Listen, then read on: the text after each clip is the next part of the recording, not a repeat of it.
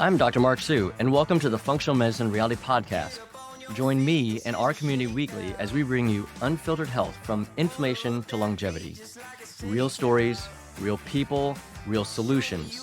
Experience real-life health changes from both patients and practitioners, and learn how to turn cutting-edge information into real results in your own life so you can feel better, live longer, live healthier, and be confident and clear in your healthcare choices. Let's get real and get results.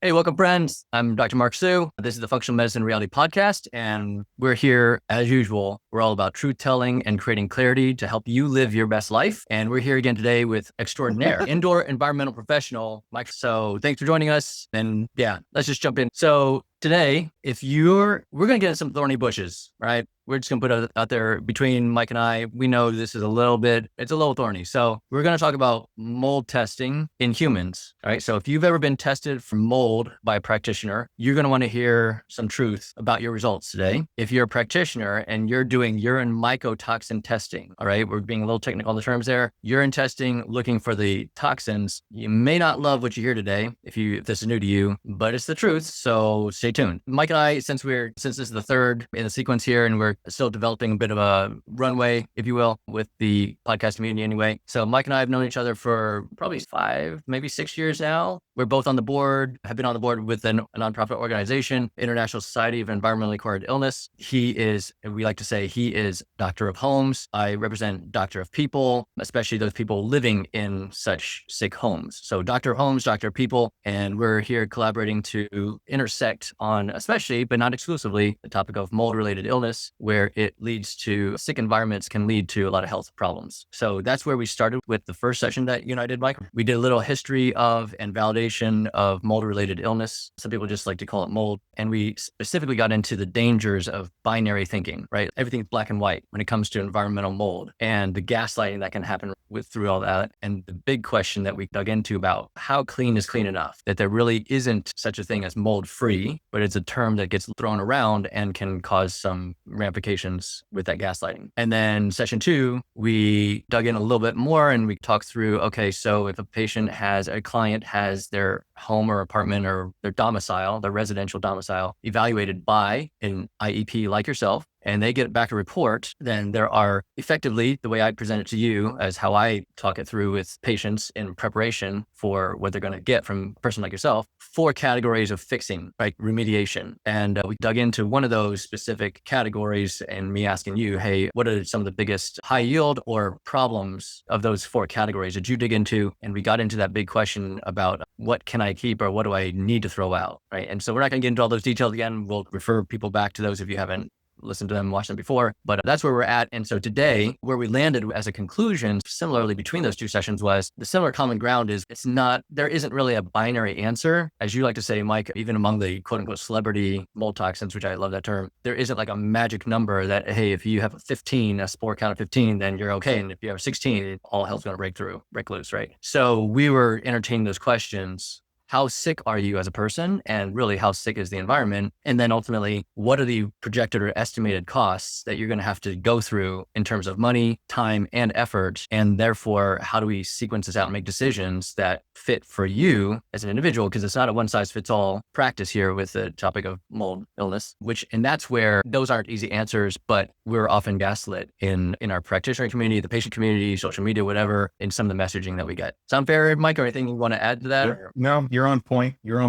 Okay. I agree. I know we're about to dive really deep here, so I'm waiting for the question. Saving it up. Yeah. Okay. Yeah. So today, and then I'll show up here. So today we're going to shift a bit from talking about testing the home, which is the focus of those first 2, or your apartment or workplace or whatever. And now we're moving into testing the person, right? Testing you as an individual. If you have chronic inflammation, you have symptoms, whether it's autoimmune, you just call it autoimmune conditions. You got symptoms and conditions that conventional medicine has not sufficiently helped you with, and you're searching for answers, right? So here we are, Mike. We're talking about testing individuals now. So you as an IEP, but you've been in the mold illness community longer than I have. Okay. You were in this from the building side, environmental side, but you've been in this community longer than I have and worked with a lot of practitioners. As I've said before, I'll say it again here. I say this recurrently. You are, in my view, you're the most networked IP in the country, right? I think you and I are both similar. Like we wouldn't go touting we're the smartest, brightest, to however that's even measured, but networking and learning is a really big part of this whole non-conventional medicine world because things are changing all the time, and understanding the landscape, different schools of thought, it matters because things change quickly and easily. With you being someone who's well entrenched in this community historically and still now, and you've been part of that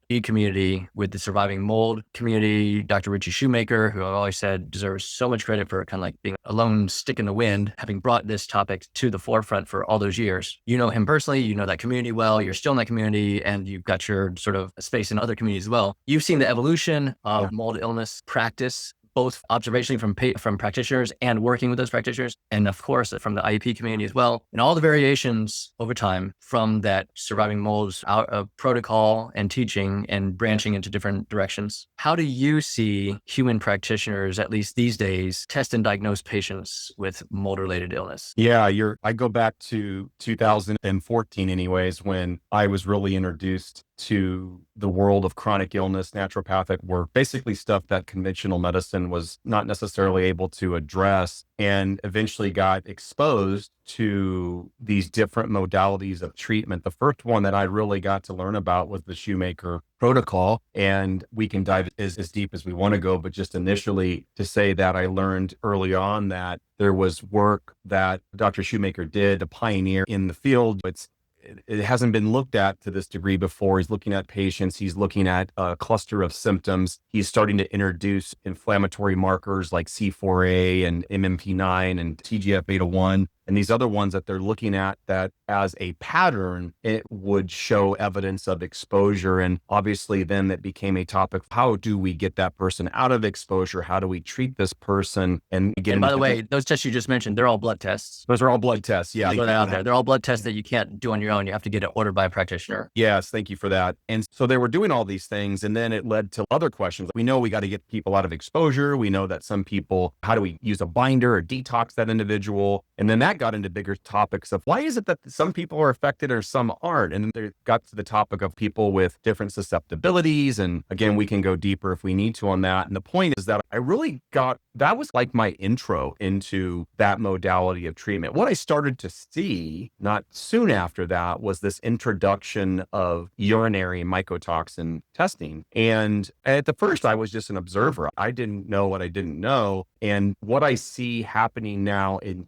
I know there's more than two camps, Mark, but if I was to say the biggest camps that I observe is the Shoemaker protocol, which this is not a testament of a perfected or everyone agrees with. I certainly support it. I've been treated the Shoemaker protocol and have recovered successfully. What I'm trying to express is that there's that method that has an actual protocol that's been published. And then what I also see is I see the camp of urinary mycotoxins. And what I see a lot of, although maybe some trending, Mark, in the right direction, which I'm about to define, is that what I used to see a ton of was as being used as a diagnostic tool. So that if you had elevated levels, you were a patient, you did a urinary mycotoxin test, it came back elevated per the lab's proprietary information, that the doctor would say you have biotoxin illness. And even as an IEP, who I'm naive, I thought the smartest person in the world when I was a kid was a doctor. And I assumed that the clinicians that were utilizing it, and certainly there are many that are incredibly smarter than I am, but I started to ask questions like, how is that a diagnostic tool when it's like a moment in time? What is it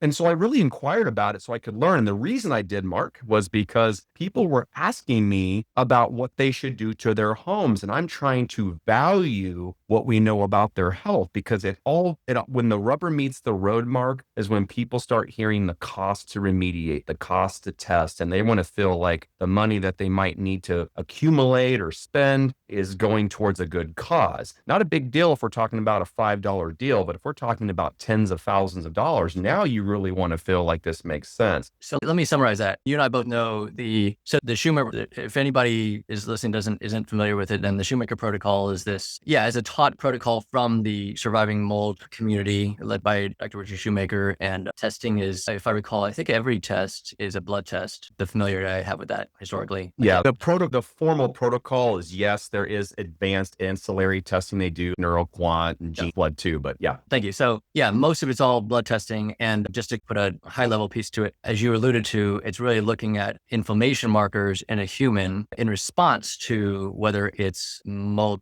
bugs or the toxins that mold can make or fungus can make. And just to cap that also, I think my understanding is the Shoemaker protocol, the Shoemaker teaching, it's the heavy emphasis is on the inflammatory response. So I'm sure there's people... CI and CIRS, chronic inflammatory response syndrome. Yep. So people know that term. There's no doubt people who are listening to this or watching this who are going to know that term, CIRS, CIRS. And so it's about the inflammation piece. And then you're saying, over time, which is what we're going to dig into today, is these urine mycotoxin tests were introduced. So they're testing for the toxins made by fungus, not for the bugs themselves. And it's a urine collection. And you're saying, hey, when I'm working with clients, when it comes down to those big decisions about how much money, time, effort are we going to spend, as we talked about in the first couple sessions, into remediation, if there are times they're presenting you or coming into conversation what their results were. And that's, I think, where you're starting here. Okay, so I would like to, for your client's sake, for your sake, better understand this urine testing so that you can try to match expectations and gain some clarity, help them gain some clarity, much less you gain some clarity as to how you make recommendations on what to do with their environment. 100%. It always boils down to it, because I will tell people in the beginning of our consultation, I go, let's talk about your health and where you're at, not to play doctor, but so I can appreciate it, because I guarantee you we're going to come right back to it at the end when we have those conversations. So critical, so meaningful and important to understand what we know about the patient's health so we can honor it. That's awesome. Yeah, because I'm sure a lot of people, it's not, there's a lot of different reasons. I'm imagining a lot of IPs may not get into that, or vice versa. How often do practitioners get into talking about the environmental side, right? Yeah. Which is something we're trying to make better progress on with the organization. We're trying to educate both sides of the coin about the other sides of the coin. Yeah. But cool. Let's go ahead and let's go ahead and be more specific. So when it comes to these urine tests, there's three, there might be some evolving, but let's just say there's three companies making these labs available, making these urine mycotoxin tests available, right? Yeah. You want to click off those three and I'll mention one other? Yeah. So Real-Time Laboratories is a well-known company that offers more than just urinary mycotoxin testing, but that's certainly a well-known one. I think Vibrant Wellness is still doing their thing, and used to be Great Plains. I believe it's Mosaic now. It's the first three that come to mind for me. Yep. Perfect. Yeah. We won't get into some evolving other ones, but those are the three big ones. And then just to be clear here, especially more for the practitioners who might be listening in, then there are these organic acid tests. A lot of patients are familiar with this too, but who've been around the block with this topic, unfortunately. But organic acid testing, that's also urine testing, but for the most part. But if a practitioner is talking about evaluating for mold or fungus through an organic acid test, then they're actually assessing for metabolites, markers for the bug, not the toxins. So we're going to focus today on those three first labs you mentioned, Real-Time, Vibrant, that offer urine testing for the actual toxins made by fungus. Yeah. Fair enough? Fair. That will keep the conversation easy that way. Okay. Yeah. Let's just go ahead and dig in. So there's some controversies, we'll call it, around this testing. There's definitely different schools of thought. So the spectrum goes from one side of this, one school of thought of these are some practitioners would say, or we've known them to say, they're not valid, don't use them. And I don't know where the surviving mold community is with that these days, but historically it's always been the case. I'm presuming it's still the case. Yeah. But it's not just the surviving mold community who has that school of thought. And then all the way on the other side of the coin, which is what you were alluding to and we've alluded to in the previous session or two, is that there are some practitioners and or IEPs, you can tell me, who are interpreting this result as so solidly diagnostic that all kinds of recommendations are being made on it, and sometimes almost even or you might even tell me outright, I think you have told me outright sometimes as a standalone test on its own to say, you have this as a diagnosis and you not only that, but should do X, Y, and Z with your environment, making presumptions on that as well. So in case we've touched on it a little bit I think in the past one, but yeah, in a kind of more extreme case like that, you want to give an example or two of that scenario that you've been involved in? Sure. Yeah. Part of the challenge I guess this is just a sincere attempt to sympathize, if not emphasize it, or have empathetic feelings towards the clinicians that are really struggling to find any sort of legitimate solution to answer questions. I think a lot of people mean they're not trying to be nefarious or devious and have you just spend hundreds or thousands of dollars as the patient. But to give the example, we say, again, I haven't seen it as much from a frequency standpoint because I think the awareness is growing to the point where clinicians are having to face the music of some of these concerns. But we've seen a handful, I would say a dozen I don't see every patient in the world, but a dozen where literally they'll come to us because the doctor was not sure what was going on. They heard something about mold and mycotoxins could maybe cause some of these symptoms. So they go onto a website, it's got a lot of attractive information, seems like it's the solution, have the patient pee in a cup, have them send off that sample. Sample comes back with what the lab, and this is key, is calling an elevated level. And there's so much questions we have, one of which, and we can dive deeper on that, Mark, in a bit, is the issue of control. What healthy controls have been used to define what's considered to be elevated. And there's even subtopics within that, but that they will come back positive and they'll say to me, well, my doctor says I have biotoxin illness because I have this in my system. The challenge with that, Mark, for me, is that it immediately opens up an issue of spending a lot of money to investigate further that could have been avoided if there was a better understanding of what's actually going on with that individual. I have no problem if somebody wants to be proactive and say, I want like a medically important tier 1 assessment for mold in my house, which is our way of saying a really upper level, like in-depth analysis of the home, right? It's very hours at the house and lots of testing. But what if that person that had the symptoms was being affected by something other than their environment? That person didn't have a mold exposure source that was coming from the environment. Maybe that quote unquote elevated level on one hand was from food or their diet. Or what if the issue was that is not an accurate reading, that it says it's elevated, but actually it's normal. You and I talked about this offline a lot more than maybe what we have in the first couple of episodes here. Limbic system, the PTSD, the overwhelm that people will experience just off of that comment. You have a mold issue. You're being exposed. You have biotoxin illness. What? Off of a urinary mycotoxin? What is it about a urinary mycotoxin test, regardless of the type of method of analysis used, because as they differ, like real time is different from mosaic in the type of analysis method to analyze the urine, blah, blah, blah, is what is it that they're able to diagnose the person with that when part of how we as a species detox naturally through our urine, we get rid of things. And I'll summarize all that in a succinct point. We need more information about the sample because there are assumptions that are being made that are costing people a lot. And it's not just their money. It's not just their time. It's their sanity. It's everything else that's attached with just trying to live a happy life. And I don't think it shocks you in particular that I have a problem with that because I am sick of seeing our world when we're trying so hard to better understand exposure for mold, how it does differ from one we understand. It's not a perfect science. It becomes an art at some point, a judgment of pattern recognition and going, this appears to be this over this. But just to go and do a urinary mycotoxin because you read something online as a clinician, for those who have done that and then not know the answers to, was this test actually meaningful? Could it actually be off? I'm starting to see that. I've seen that influx of people who are confused. And so I'm wanting to shed light on some of the good things we've seen with urinary mycotoxin testing, pattern recognition, trends over time. But I think the emphasis here, Mark, no doubt, is on the concerns we have on its limitations and what we don't know. So you and I both know that something's changed in federal regulations on some levels. It feels to me there's a lot more occurrences now where people are ordering tests on their own through various kinds of online systems or whatever. Yeah. So I'm curious, in the last 4 or 6 months from in this moment anyway. Are you seeing an uptick in people in the public contacting you or colleagues in the IEP community with a urine mycotoxin test result that they somehow obtained on their own without a practitioner? Yeah. Still? And I'm It's sure. still increasing? Yeah, well, from my vantage point, which again, I know I'm a small n equals number here. I'm not seeing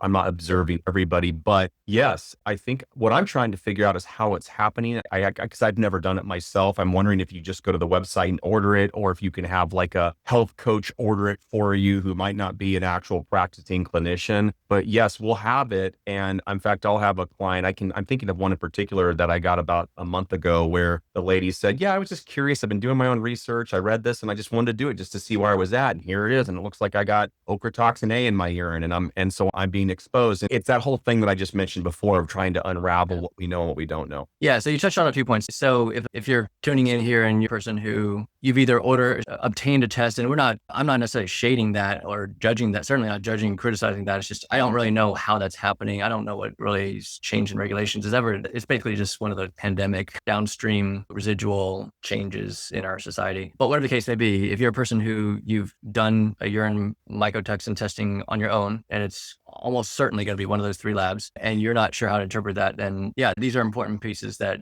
Mike's already brought to the forefront here, where it's not as straightforward. I think that's fair to say. I think that's the bottom line, is interpreting results is not as straightforward as we would like to believe. And it's not just as a lay public community, but even the practitioners, whether IEPs even or human practitioners, it's just not that straightforward. So there are those technical details you mentioned, Mike, where the various labs between those 3, how they determine what's normal or abnormal. Those are questions so for context, we had a whole presentation on that in our nonprofit organization's annual conference over a year ago. Really well done by our mutual colleague who really asked some really hard questions and then just presented some objective data as to how these labs are run, how these 3 labs conduct their testing. And it was just to say the least, it was just very eye-opening for us. And in the end, I think I'm curious from your perspective in the last, I don't know, half year to year, you alluded to that there's a little bit, I have the same vibe myself, that there seems to be, I'm hearing less of the more, what's the word, exaggerated or strong opinion, or I don't know if exaggerated is the right word, but just more far spectrum comments by practitioners in email forums and otherwise, saying that this person has blah based on just a urine testing mycotoxin test alone, and they've been recommended, or I'm recommending to them something about their environment or whatever. I'm not hearing that as much now. So I'm with you on that.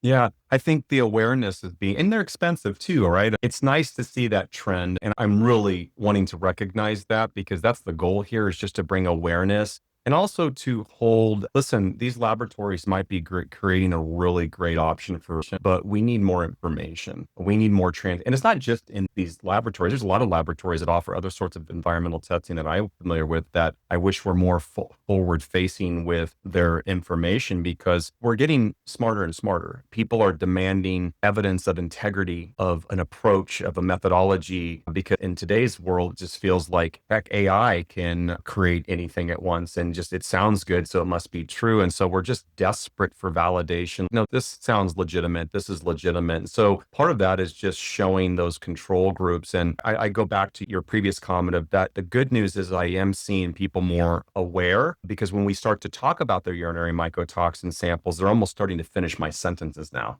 Oh, yeah. Okay. Yeah, I got that. Yeah, no, we're just as a general tool. And I think that we're heading in the right direction of awareness, but I also think it's not just awareness, it's about validation. Is this an appropriate test, and are we using it appropriate? We, meaning the community, are we using it appropriately? Even the CDC mentions that they don't recommend use of it as it pertains to that and the use of antifungals. That can be a separate discussion for another time if we'd like, but this is not some bar napkin conversation that just you and I are having, Mark. Like, it's well known in the industry, yet it seems to still be a very common method used when there's so many questions still being unanswered. So let me go back to a previous question. So am I right that in the surviving mold community, urine mycotoxin testing is still not a thing? Was that correct? Did you say, forgive me, in the surviving mold? Yeah. Yeah. No, it's not. In fact, in 2019, Dr. Richie Shoemaker and David Lark wrote a paper on urinary mycotoxin testing and the concerns that they had. It was like a 33-page document with 90 references or over 100 references. And basically what it was showing was the lack of a control group and all of that. So they are against it because of how it's being used, which is, and among other things, that it's being used as a diagnostic tool, which is not good, according to the people that use them. Is that what the lab's proposing? I don't know. What do you think, Mark? Do you think the laboratories are marketing it as a diagnostic tool or just a piece of evidence that can maybe help the clinician? For me, it's one and the same. I think any lab producing some kind of test service, for me, I just look at that by definition as a diagnostic tool.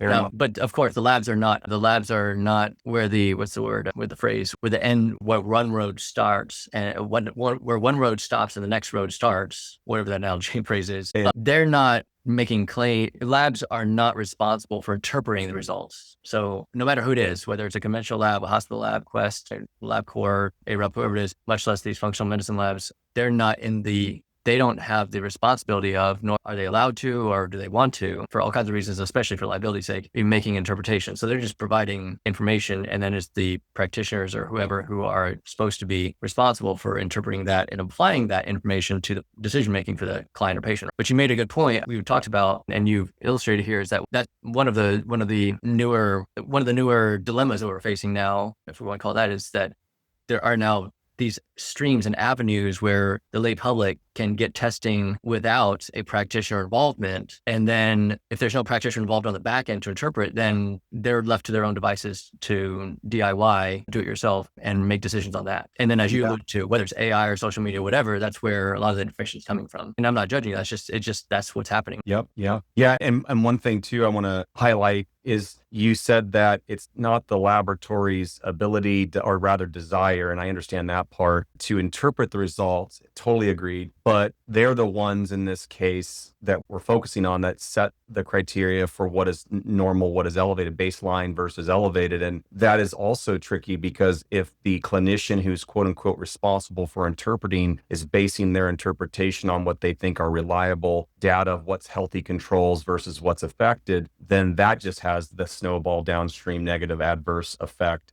And that was maybe to your point about the two roads example, just leads to more potentially bad direction, guidance, treatment recommendations. There's patients out there that we're touching the tip of the iceberg when we talk about urinary mycotoxins as one subset of other tools out there, everything that should be critically reviewed. And in this particular topic, what I see is people that come to my step are not usually I'm not usually the first people they reach out. Like I'm not the first person they will contact. I'm usually I get the complex ones, the ones that have been dealing with chronic illness and issues for many years, decades. And as a result of that, you see their story. And a lot of times too much to care for. I would say 30 to 40% of the population I get to see, they claim that their health has gotten worse because of the treatment they received. Wow. And we're talking about treatment not in the conventional world. No, we're talking like use of antifungals and things of that. And I want to be clear for the audience that I'm not making a blanket statement claim about antifungals. What I'm trying to illustrate is the topic of a clinician diagnosed a patient with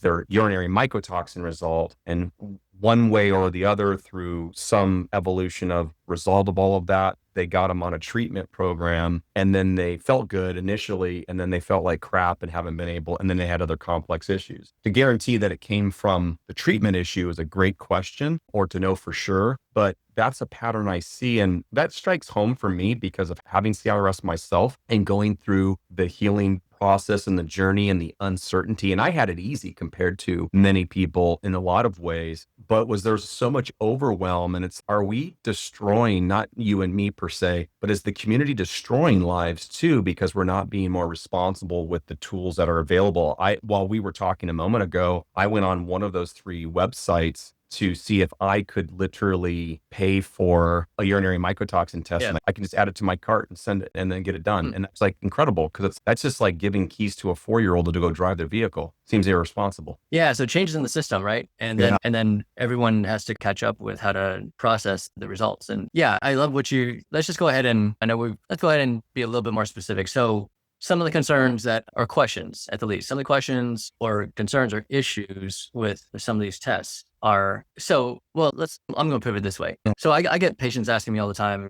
Most of the patients I see in our brick and mortar, or I'll at least say in the brick and mortar office, are on the fence, or they're equal opportunists when it comes to pharma and non-pharma, prescriptions, non-prescriptions. And so in terms of treatment, but questions I'll often be asked are, one common question is, which one's going to be better for me? Of course. Yeah. I don't know how to answer that. That's a tough one. It's better for you in what way? And then sometimes the conversation comes around to being, there's an insinuation or an inference that if it's non-pharma, then it's more natural and it's healthier for me, less likely to cause side effects or whatever else. But I frequently am always saying, hey, the thing is, we just don't know what we don't know. So whether it's an herbal or if it's a nutraceutical, a vitamin or whatever else, like there isn't enough money in those arenas for the research to be done to meet the criteria of what would typically be done for pharma medications to be FDA approved and be available in the public. So even though we might say, oh yeah, this prescription can cause these kinds of side effects, and we go, we don't have those kind of concerns with this herbal, let's say. But if we were to do enough research on it, with then put enough money and whatever into it, like we might very well come up with this a similar length or intensity of side effect profile that we just don't know right now. Now,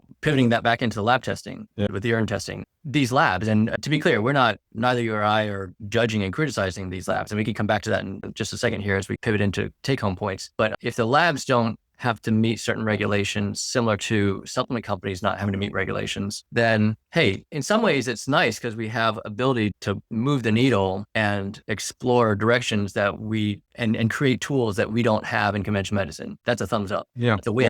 But we just got to recognize there's some downsides too. And we've started to encounter some of that. We've started to unmask, and I think the practitioner community is becoming aware of some of those downsides, such as, hey, as you alluded to, the sample size to create the number of people with results to create a reference range of what's normal might be multiple folds, scales different than what is typically done for a typical lab. Yeah. Or what is, as you said, what's considered normal or abnormal? What is a layperson might say, what do you mean by that? Typically, like a lab would have to say, would run, let's make up a number, 100,000 samples on people who feel completely fine as defined by A, B, C, D, E, F, G, blah, blah, blah. And then if we want to run those another 100,000 samples on people who they feel sick as defined by A, B, C, D, E, F, G, blah, blah, blah, blah. But if they haven't run those numbers, much less they didn't delineate between getting enough information as to how sick are you, it's a hodgepodge. And now we don't have a real sense, as strong of a sense of, as you said, what's really normal in a person who's asymptomatic or someone who has or hasn't been exposed to a sick environment for how long. So the information that we're making decisions on becomes skewed, can be skewed. Right. And then when we're starting from that skewed base point, and then we're making even stronger recommendations one way or the other, it's just magnified errors being made in one direction or the other potentially. And that issue of healthy controls is something that I would love to see what these labs were doing to provide those reference ranges of what is considered to be, this is normal for a healthy individual, this is elevated. Plug's not the right word here. No one's making any money here necessarily, but the paper that Dr. Richie Shoemaker wrote in 2019, it was called Urinary, I had to look it up here, Urinary Mycotoxins, a review of contaminated buildings and food in search of biomarkers separating sick patients from controls. A mouthful. One of the things that he brought up in that one was that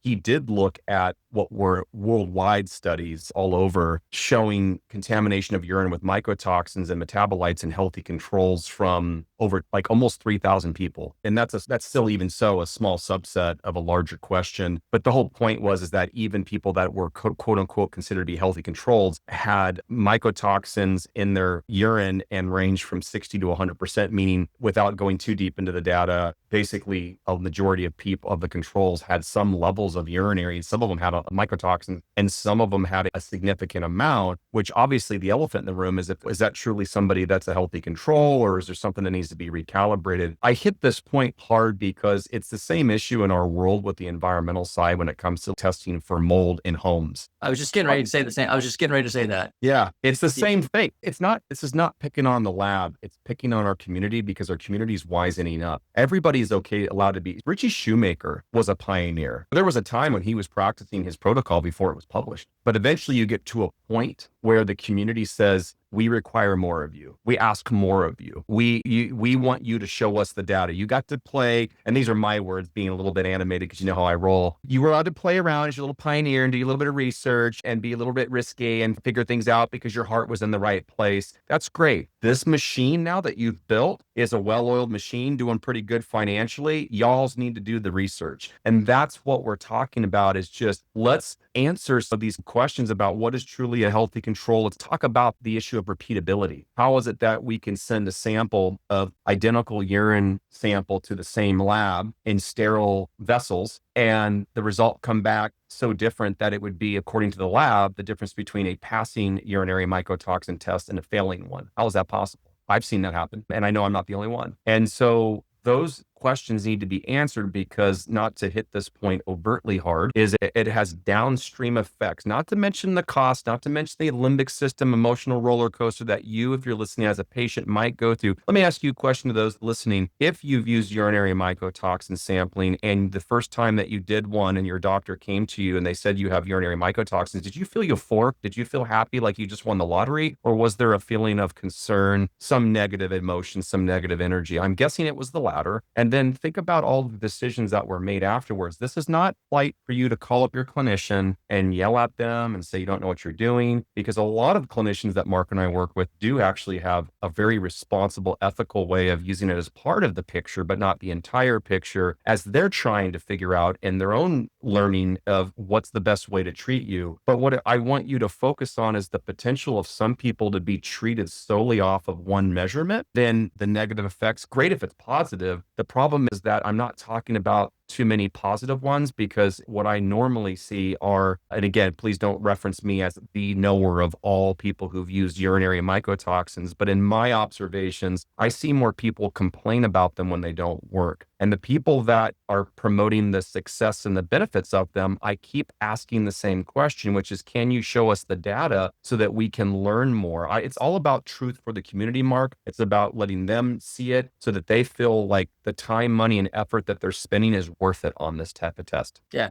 no, agreed. Yeah, fully agreed. Yeah, it's kind of putting it into context.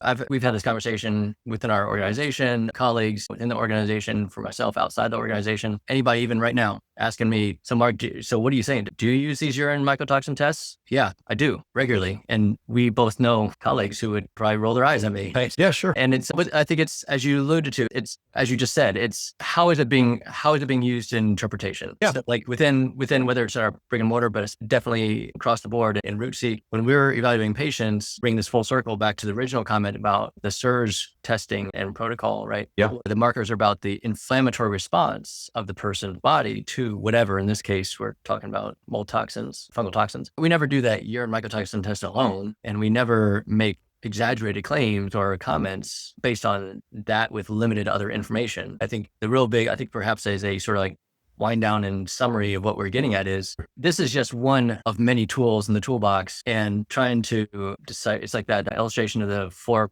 guys who are blindfolded or blind and they're all touching a different part of the elephant. Yeah. Is right. Yeah. It's not fair to make not only conclusions, but recommendations on too limited information. And these urine mycotoxin tests are alone, independently, in isolation, as a standalone. That's really thin ice to be using that alone. And so when you combine them, especially with not only just information, actually talking to somebody, which is that the big part that's missing, right? When people are just ordering testing on their own. Again, not a judge. It's just that those folks are on their own trying to figure this out. And that's a really difficult place to be, given how much we know about how complex the situation is. Yes. So there's the information about how you feel and how long it's been going on, and then your chronology correlation with where you live, what's going on with your environment. Is that even known at all? What can you tell? Have you had an IP? Check it out, et cetera. And then there's also, within back to the person, beyond the testing of the urine toxins, then we regularly combine that with those SIRS, Shoemaker inflammatory markers to say, do we see evidence that your body's responding to it also? And if it all matches up, the easy example, right? Like the folks you see who are more complex and they like your second, third, fourth opinion because there's complexities. Yes. If they've got urine toxins and they've got inflammatory markers that are in that kind of like SIRS protocol, and they've got a sick environment that they've been in for a meaningful amount of time, not just a couple of weeks or whatnot, it all matches up. Ding and ding. All right, straightforward. Yep. But you strip all that away. Like a duck, acts like a duck. You get to a point where you have enough reasonable evidence to say, does that help you, Mark? I've been wanting to ask you this. Does it change how you treat the person, or is it more of a sequencing treatment than you using one binder over another? I don't mean to go 8 levels deep. What I'm really looking for is you use urinary mycotoxin as a piece of the pie, not the pie, and it helps you ultimately with type of treatment and sequencing of treatment. Is that fair to say? I'm sorry, repeat that last part again. So you use urinary mycotoxin sampling in your practice from time to time, not as the diagnostic tool, but as an ancillary piece of data to help support maybe your hypothesis. I wonder if I think this person might be having an environmental exposure. And that's what I heard you allude to right now. My question to you is, by doing that, it helps you it helps you with the type of treatment, like what exactly you're going to treat that person with, and also the order of how you might treat them. Maybe there's a focus that you need to take care of this before. That's my question, is where's the value?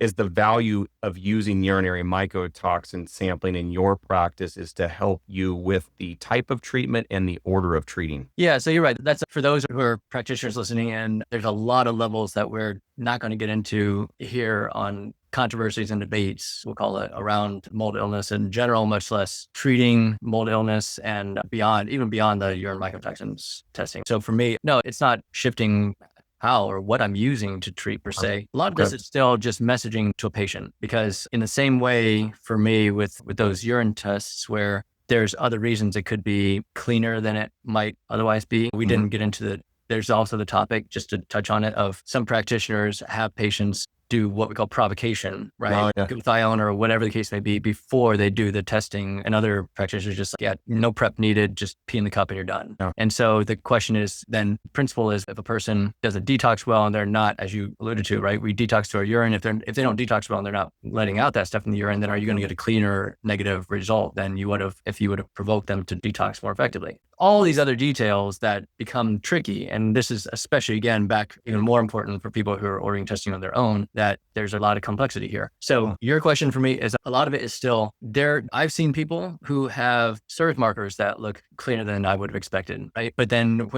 but their environment's sick and they have, let's say, mycotoxin, the urine mycotoxins abnormal, we treat them for mold illness and they get better. I've seen people the other way.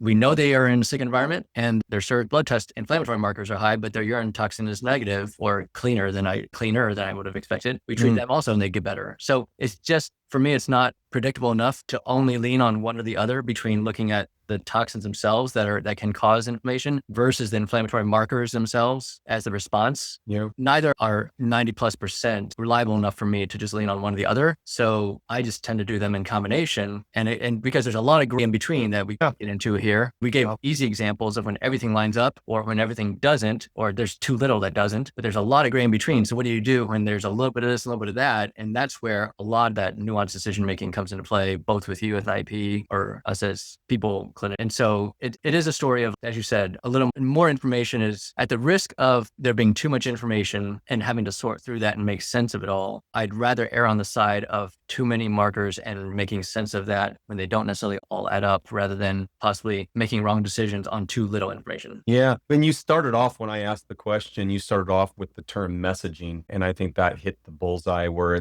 I just want to give more information, not just to myself, but for the patient, and arguably doing it in a fair, which I know you do a great job at doing because I've known you for years, and how we even communicate with each other is that you're very transparent, fair about what you know, what you don't know. And I know that for some patients, by the way, especially those, and I was one of them, that want black and white. Yes, no, don't give me maybe so. I want a pill. I want to press one button. I want everything to get better. I understand how frustrating that can be when you're dealing with treatment, when you're dealing with an illness that you just want to get over. That being said, the good news is there's a lot of modalities that will probably all roads lead to Rome and get you to a better state than when you're at. I think the net benefit is to have a clinician like Mark, who's going to be transparent and open and talk to you about what these tests can do, what they can't do. Mark as an example of a clinician, his own limitations of comfort of, I've seen this and I've seen that, so that's why we're doing both. That to me as a patient means so much more than somebody who's just blindly going down the track of just one test method. And to your point about provocation, this idea that some doctors believe in provoking, getting out the mycotoxins to therefore say that there it is in the urine, so you have it, isn't such a great topic or subtopic, because now the test result might be more qualitative in nature than quantitative in nature, meaning for those of you who maybe don't understand that, is qualitative means that we can definitely say that you have mycotoxins in your urine, but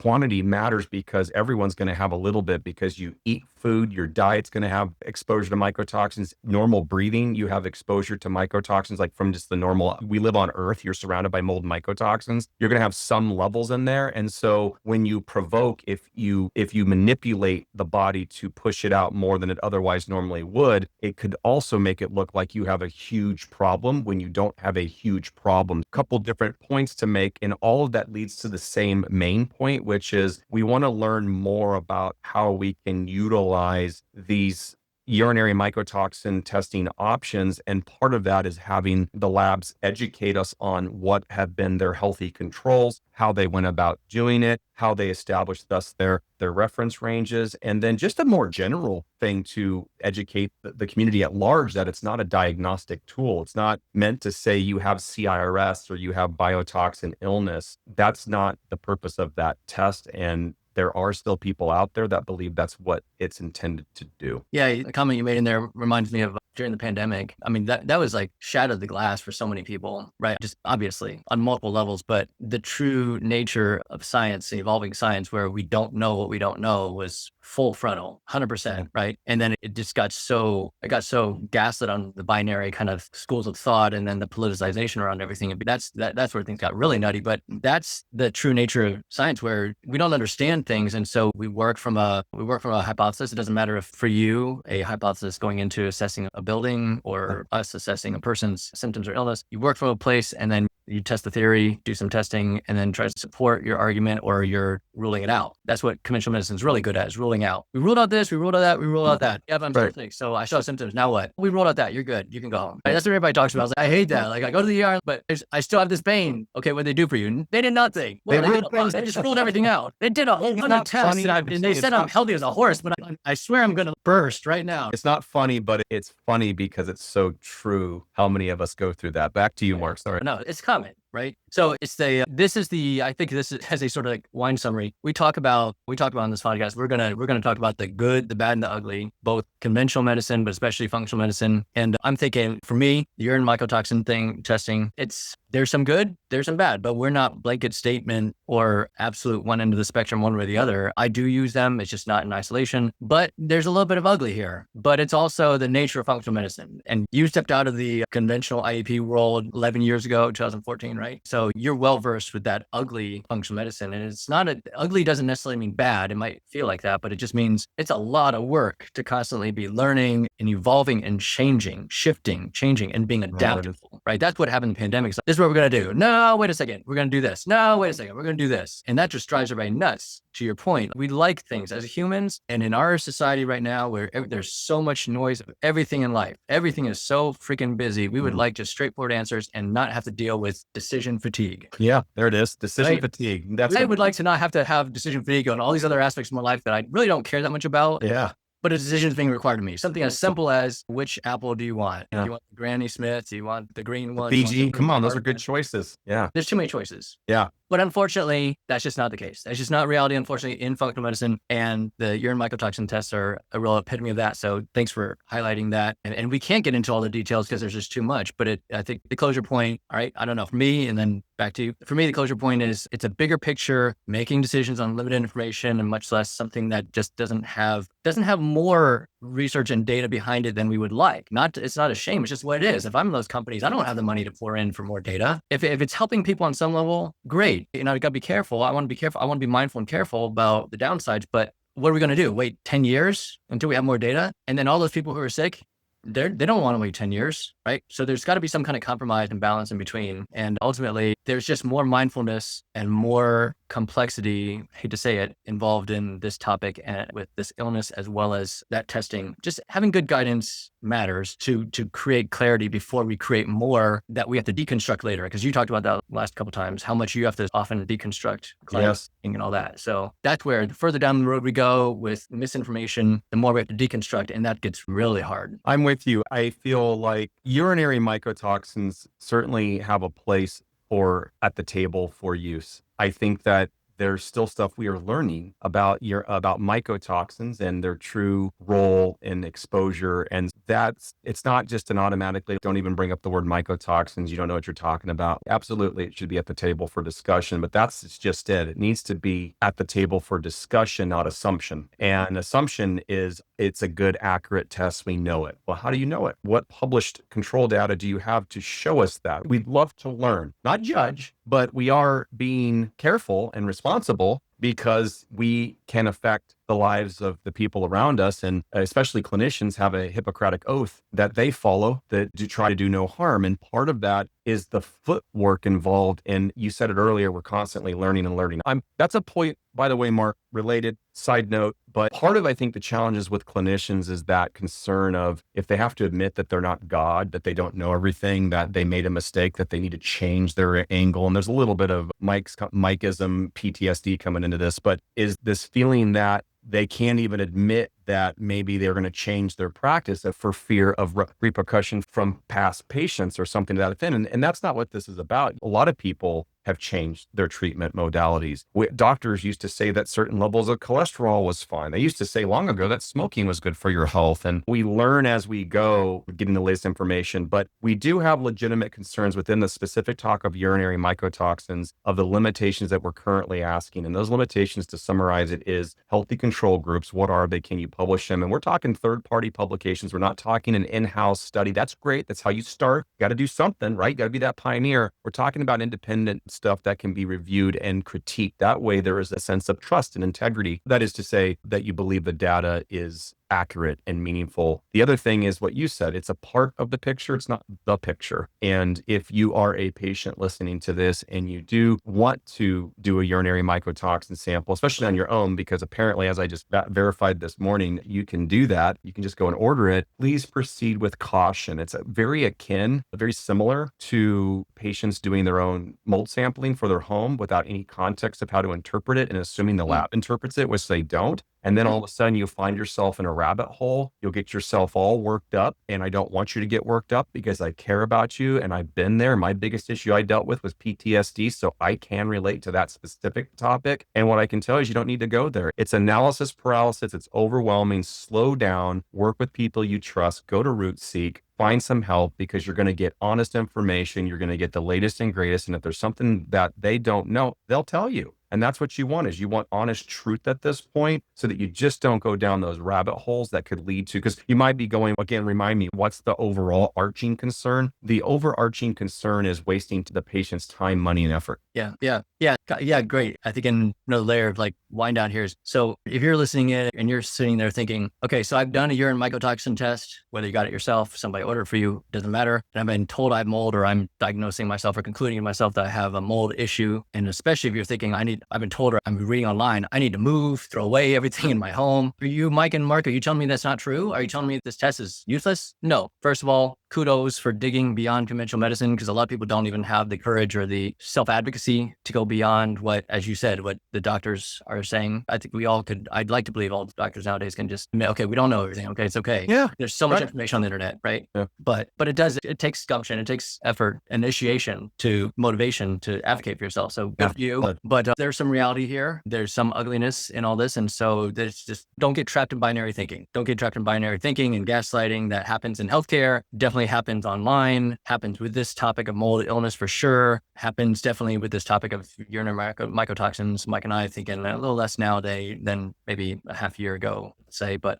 still happening. So we're just caution. I love that word there. Just be cautious. On the other hand, if you're a practitioner and you're sitting there thinking, this just freaking complicated my life. Because that's how I feel when I'm at conferences a lot, right? I'm just like, oh my God, what do I got to learn now? And I thought I understood this, and now this is deconstructing my thinking. Like, how do I pivot? Hey, if you're feeling fuzzy, confused, how to make use of this, the urine mycotoxin testing, like, you're in good company. We've all been there. It's okay to take a deep breath. And just as I've said with a lot of the colleagues I've either mentored or rubbed shoulders with, especially for a newer functional practitioner, you just got to get comfortable being uncomfortable. And when you think you've got it figured out, just know probably in the next 3 months, you're going to feel really uncomfortable again, because it's just a cycle that keeps happening. But it's that comfort of knowing that's the norm, because if, from my vantage point, Mark, Yeah. Because if I know that I'm not in it alone and that's the normal protocol, then I feel like I'm doing the right thing. Because it is scary for some clinicians and going through the 7 stages of emotional, like grief right now, maybe perhaps, including anger and frustration, because maybe there is some in-house results that they've done where they have seen value in these samples and improvement in patient outcomes. And that's great. But the problem with it is the conversation is at large, is that I can't take a subset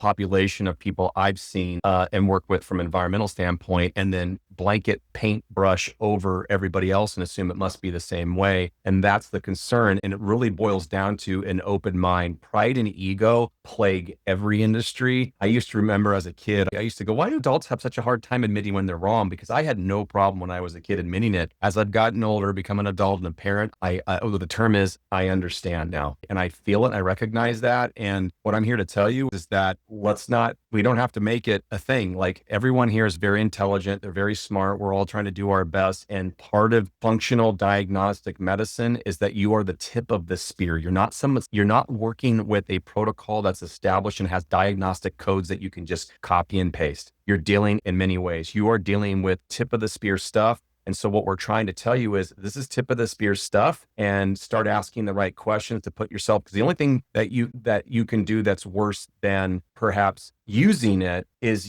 and not with patients is using it and not explaining to the patients those limitations, because that could come back on you from a liability standpoint. And we want you to be educated, but it is very normal to have the uncomfortable. I'm the same way. About every 3 to 6 months, there's going to be another environmental sample thing that comes up. And I feel, oh my gosh, what do I have to learn now? This is what I signed up for. And if it's what you feel that you're being signed up for, then do the work, do the thing. And there's great, Mark, you might plug ICI or other organizations, but there are so many good resources out there to get good information that you don't feel is just marketing hype that someone's doing for clicks. Yeah. So if you're a practitioner, yeah, at the very least, I think we would agree that just be mindful and cautious and balanced. If this is somewhat new to you, then definitely we would discourage getting too overconfident or exaggerated in what you're messaging to patients. It's really just a matter of recognizing that there's more complexity than we might even understand there to be wherever we are in our professional skill set and journey right now. Because the whole point is we're trying to avoid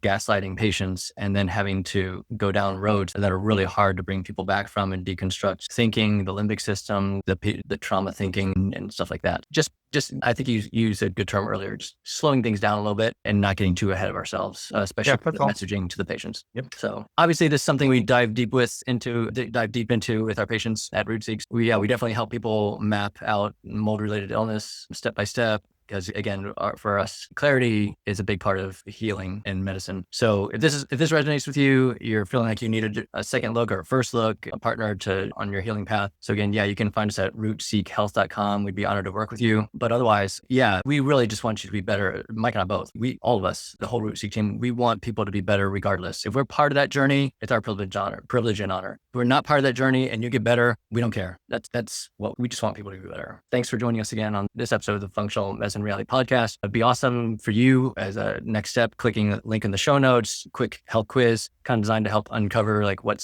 your body might be needing right now and how we can best support you, as well as some feedback on content for our future planning. But again, our purpose of this podcast is creating clarity among all that noise of all the excess information that's out in the internet sphere, social media sphere, beyond all the complexity of what we just talked about today between you and I, Mike, here with social media podcasts, emails, friends, family, all that stuff, right? So it's the reality of functional medicine. It's the good, mostly, sometimes bad, occasionally some ugly. The ugly is kind of what we talked about today. The world of functional medicine is diverse. It's powerful. There's all kinds of hope and potential with all those tools. But the practice of functional medicine is far from a one size fits all, which is a message you brought forth several times today, Mike. So thanks for that. What might work for you or me might not work for someone else, and vice versa. Sometimes it might even do more harm, as you alluded to. That's a shocking insight you gave me about 30-40% of your clients. They're kind of like perhaps felt worse being treated in conventional medicine, but even the functional medicine world. So as you said, our goal is to help people lock in on what's worth your time, effort, and money and what's not, so you can be more efficient in getting better faster. And rootseekhealth.com is where you can get some help from us as needed at your discretion to schedule a discovery call. And